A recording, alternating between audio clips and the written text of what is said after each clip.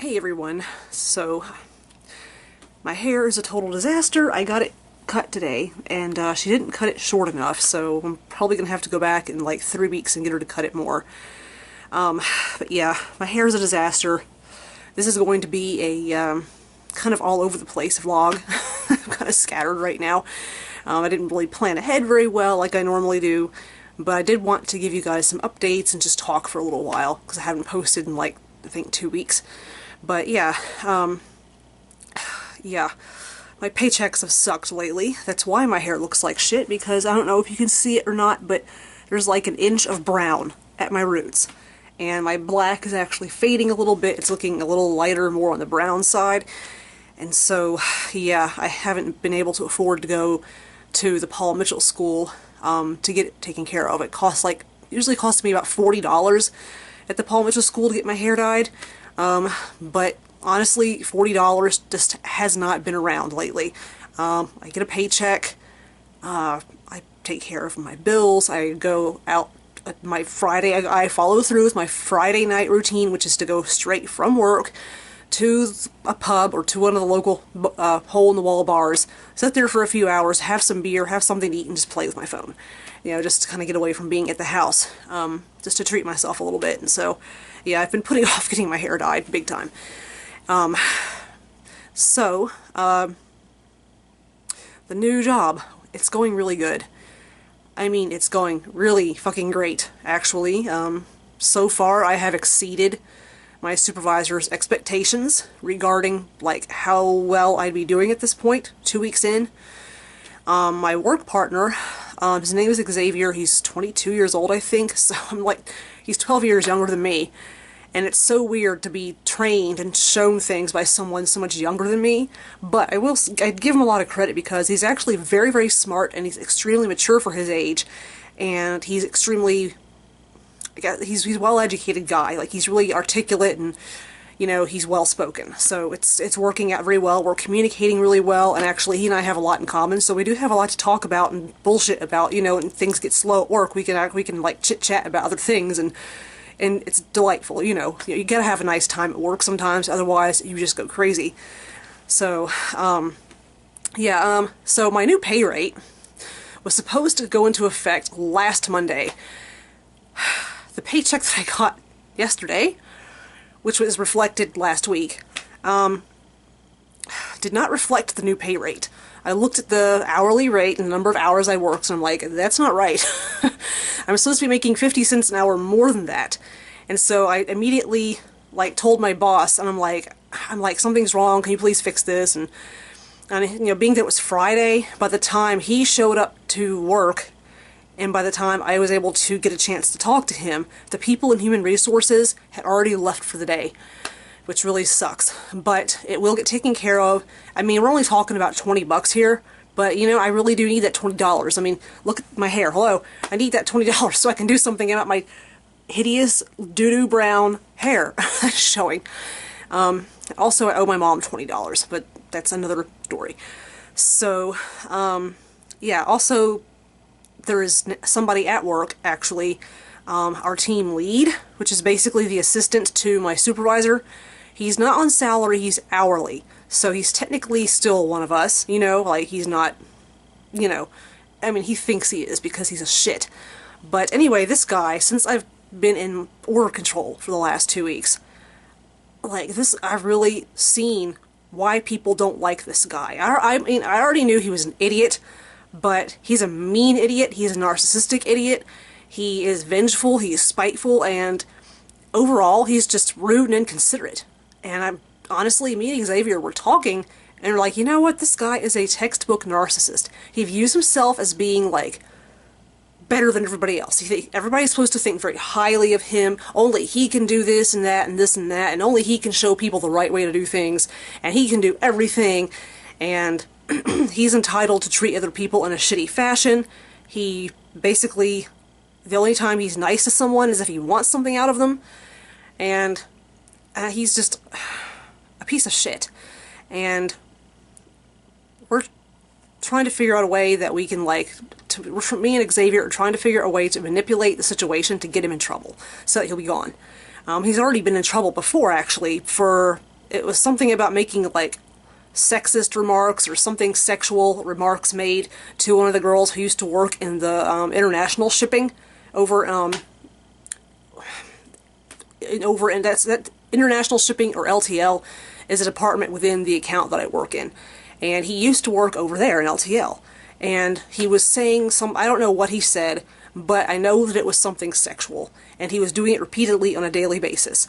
And so the girl he was saying it to finally went to Human Resources and spoke up about it, and he got in trouble for it. So he's already kind of in hot water. So honestly, you know, I mean, there was an incident yesterday where he came into the cubicle area where there's like all the desks, computers and stuff, and asked me, "Do you have a hold stamp?" Meaning you take a stamp that says the word hold in big red letters, you stamp it on the order ticket so that whoever picks the order and takes it to packing, so the person in packing knows that we're supposed to pack it but not ship it yet. It's supposed to be held. So, and I said, "No, I don't have a hold stamp. You have to ask Xavier." So he walked over to Xavier's desk and just opened the drawer. With Xavier sitting there, he just leaned over and opened the drawer and started rifling around through it looking for his stamp. And Xavier goes, "What are you looking for?"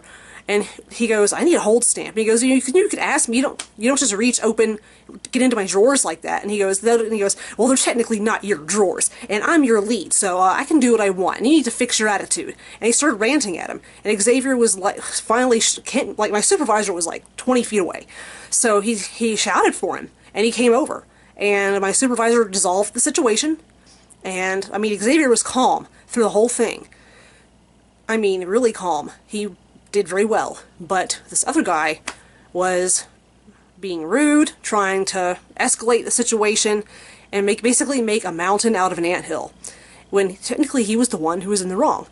So yeah, actually my supervisor actually did like pull him aside privately to speak to him, and I'm pretty sure he wrote him up. So yeah, this guy gets on my nerves big time. I mean, I came back from my lunch break a few days ago, and he was sitting at my desk fiddling around with my stuff. And I mean, he didn't take anything, he didn't move anything, he was just snooping. So, but I do have a locking file cabinet.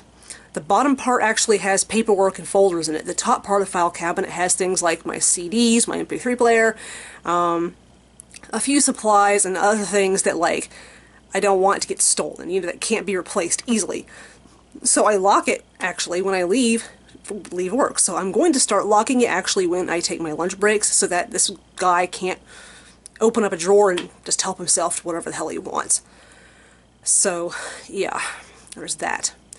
Oh shit, my camera's gonna die soon. Okay, so now I gotta tell you about the story about what happened last night when I went out. So I went to Roosters, which is like a bar restaurant type of deal. They're famous for like their wings and burgers and stuff like that, nachos. It's that kind of place. And so I sat there for like an hour and a half. I had 2 beers, I had something to eat, and then I paid my tab, and I decided to go next door to the other pub, Mr. G's. I think I've told you guys about Mr. G's. So I was in there, and this guy comes and sits next to me. It's like an older guy, like I'm guessing he was like in his 50s or his 60s. And we started up this conversation, and we just started talking, and and as far as I could see it, it was just a conversation. It wasn't flirting, it wasn't any kind of like leading on, it wasn't any kind of anything leading up to like romantic stuff, as far as I knew. And so he actually bought like all my drinks for me, which I just thought he was being nice, being a gentleman, having a conversation with a lady. He's going to buy her drinks. And I did make it clear to him several times that I had a boyfriend and I was in a committed relationship. And after he had a few drinks, he comes out of the blue, just asks me, "Oh, how would you like to go with me to my house and stay there with me tonight?" And I just looked at him, I said, "No." That's exactly what I said. I said no. And I got up. I said, "I told you. I have a boyfriend. I've told you 3 times. And now," and he said, "Well, it can't hurt to ask." And I said, "You know what? You have no respect." So I took my beer and fucking threw it at him. I was furious, because guys like that honestly, like him, he was one of those guys who just really has no respect and truly thinks just because he wants something that he can have it, and you know, had no respect for my honor and for my commitment to my boyfriend. Like he thinks that he's some special, you know, some special thing that I'm going to you know, compromise my virtue over. No, wrong, mister. So basically I just asked him, like, who the hell do you think you are that you can just that you can ask someone out of the blue to sleep with you, you know, and he's like, well, no one would know except you and me. And so, but that's actually when I threw my beer on him, when he said that, because that infuriated me. Because he was implying that he thinks I'm the kind of girl who would A, cheat on my boyfriend, and B, lie about it. I don't associate with those fucking people. So I threw my beer on it, and I moved to the other side of the bar. And I was sitting to this other guy, next to this other guy. And it turned out this guy sitting next to me was completely deaf.